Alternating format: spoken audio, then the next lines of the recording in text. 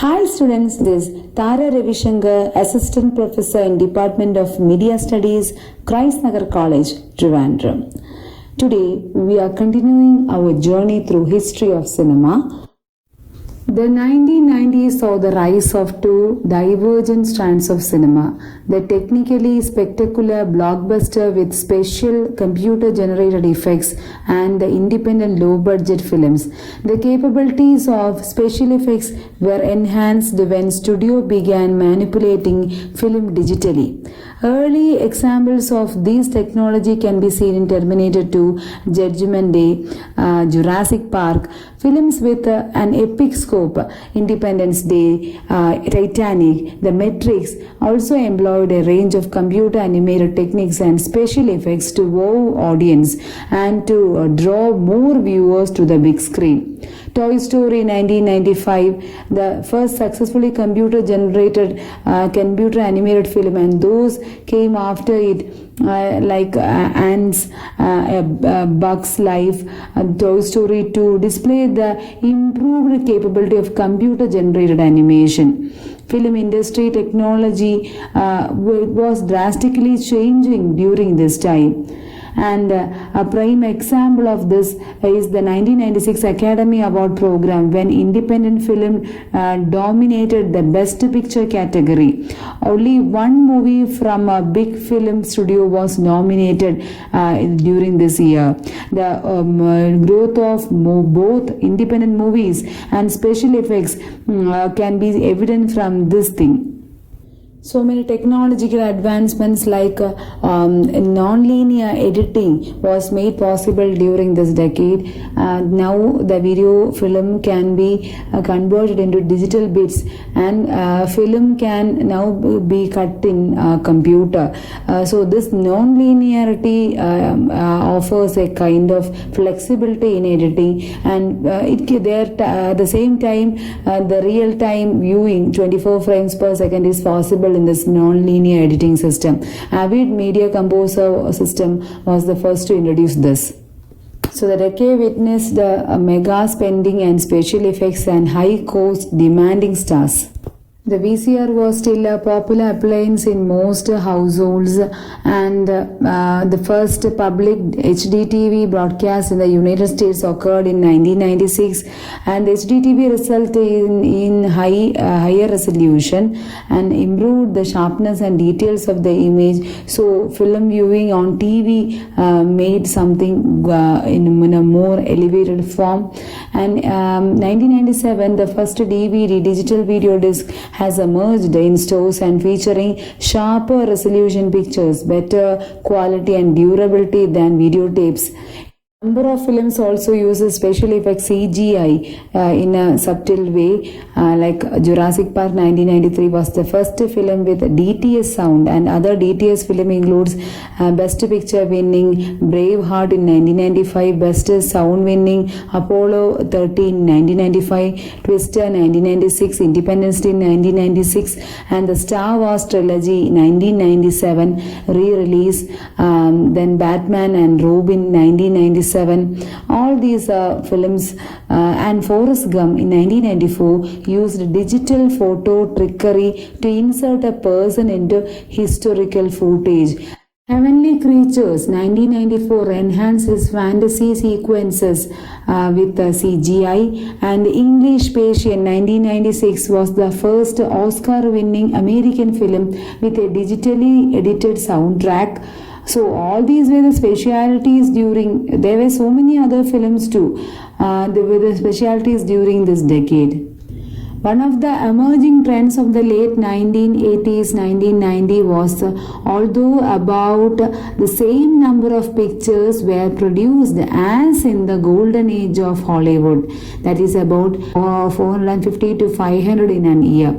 Many of the films that were produced went directly to video or cable with no cinematic theatrical release at all. And the window of time between a film's theatrical opening and availability for cable TV or home viewing shrunk. New millennium New technology. Film cameras were the standard way to shoot a movie for over a century, and now they had to make space for digital trends. Without digital cameras, definitely this era may not be complete. Movies were also used to absorb our kind of new technology, and magic and wonder were happening in movie production.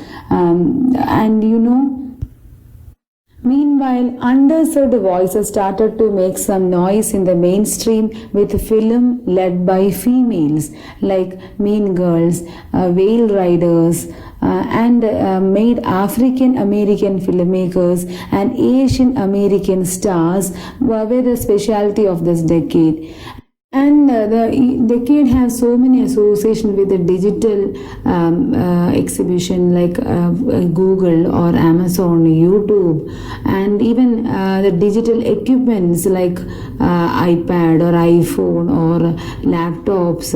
And so many other connectivities were associated with the film. This was influencing cinema during this time. So 2000 saw the resurgence of several genres too, like fantasy dominated the box office with The Lord of the Rings, Harry Potter, The Pirates of the Caribbean, and so on. And comic book heroes, they become characters in cinema like Spider-Man, X-Men and all. And epic films were also there, and there were musical films like Lagan and Devadas even in India. The 19th century crime fantasy Vidocq 2001 was the world's first completed theatrical feature film shot entirely in high-definition digital video. The first full-length all-digital film was shot using a Sony HD camera. By 2003, mid-March, DVD rental first topped those of VHS tape rental revenues. In 2002, the major movie companies like Sony Pictures Entertainment, Universal Studios, Paramount Pictures, they launched with the establishment of Movie Link. That means marked the first time a large supply of recent popular films were available legally on internet via a broadband connection. 2000-2010 as a period of digital transformations. So many social networking sites were coming like MySpace or Twitter or Netflix, and the traditional system like VHS tape rentals were seized by 2003, and YouTube channel YouTube.com was launched by 2005. YouTube has a notable effect in cinema. In 2005, the first YouTube video was uploaded to YouTube.com, but the site didn't officially launch until November 2005. The popular video sharing website offered visitors user-generated video content alongside short clips from copyrighted movies, television shows, and music videos. The site soon became the most prominent and popular participatory site for uploading, viewing, and sharing self-produced clips. More and more consumers were viewing ad-subsidized streaming video content from legal and illegal online sources and new media revenue streams. Blu-ray was made popular. The first action sequel, Charlie's Angels Full Throttle 2003, the first Sony picture film, was also the first feature film to be released on Blu-ray disc, a next generation kind of optical disc format, that is Blu-ray. And later, David Cronenberg's crime thriller, A History of Violence in 2005. This was the last major Hollywood motion picture to be released in a VHS tape. So VHS come to an end and Blu-ray come forward in that space. We could call it so. Next, about the first broadband movie ever distributed by a major studio was Paramount's Jackass. That is to Jackass 2.5 2007, marking a new age of online first movie distribution. Another thing is there were notable Oscar films during this period, like Traffic 2000 and then Training Day 2001, Monsters Ball 2001, then The Pianist 2002, The Lord of the Rings, The Return of the King in 2003, and then comes The Avatar in 2009. The end of the decade was punctuated by James Cameron's revolutionary film blockbuster Avatar in 2009, the highest grossing domestic film of 2009 and of the decade. The film soon surpassed the highest grossing film worldwide. That means the all-time, even more than James Cameron's Titanic in 1997. In 2010-2020 decade, the major newest switch by 2010 was video on demand services, the acceleration of digital delivery of movies over internet. Many options would be developed to accommodate consumers' internet-connected devices, digital devices like smartphones, tablets, and TVs, in order to facilitate digital movie consumption via downloads. Various revolutionary options were utilized to increase more home entertainment media. That means storing and watching movies in the cloud. Consumers would be able to watch a purchased film or any internet connected device, digital device, with just a login and password to access their locker in the virtual cloud. Next is digitalizing DVD collections. Services would be available to copy or to convert one's movie from DVD to a digital locker in the cloud. And tech-savvy computer users they could convert their films themselves and upload them. Different price points. Premium video on demand would be the most expensive in the first few weeks of a film's release. Then after that, a few weeks later, a less expensive digital copy could be purchased. The cheapest option would be to wait for a rented digital copy or DVD available only after a longer waiting period. And social networking. A list of recommended or preferred films would be personally generated for each user and available for purchase from choices made in social networks like Facebook, Amazon, or Netflix, or YouTube. People could use social networks to watch films with friends, share clips, play social games, movie-related games are there, and get recommendations based on the likes of people on their friends list or the most popularly viewed clips. And next is multiple screens. More than one digital screen could be synced up for a single film to present additional angles or directorial comments, text, etc. And the creation of movie-specific apps. In smartphones and tablets, there are so many apps available. It would be more than just movie screens. They could be used as a second screens with additional content from the film being watched on another device. The early launch of premium video on demand titles.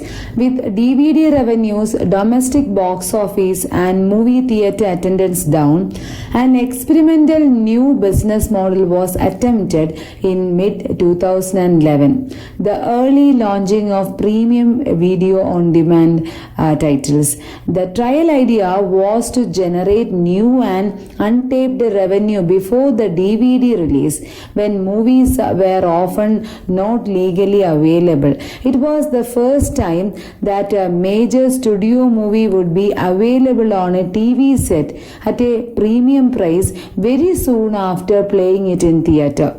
The risk was not knowing how many subscribers would pay for this movie that has already played in theatres and would be able to rent on DVD in about a month. And in that year, 4 major studios, Sony Picture Entertainment, 20th Century Fox, Universal Pictures and Warner Brothers, made an arrangement known as home premiere with satellite TV providers Direct TV to release films only 2 months after their theatrical release. But before their DVD release, that could boost the sales. And the first premium on-demand film to be released in the short time frame was Sony's Just Go With It 2011, based on the film Cactus Flower, which was released in 1969. Anyway, the project was a possible threat to theatres, physical theatres, especially movie chains, and they have to find some other alternatives. In protest before the launch, 23 prominent filmmakers, including James Cameron, Peter Jackson, and Sam Ricks, they urged movie studios to reconsider participating in home premiere. Hollywood studio partners up their distribution rights with subscription internet video services. Hollywood studios were increasing distribution rights for their films and TV programs to internet companies as opposed to traditional television channels in a move to make more revenue. Income from new licensing deals with the film studios began to provide substantial income from many Hollywood studios. For example, DreamWorks Animation SKG, a large supply of media content, ended its long-running pay TV deal with the cable television channel, cable station HBO in 2011. It signed a new deal to pump its content through Netflix.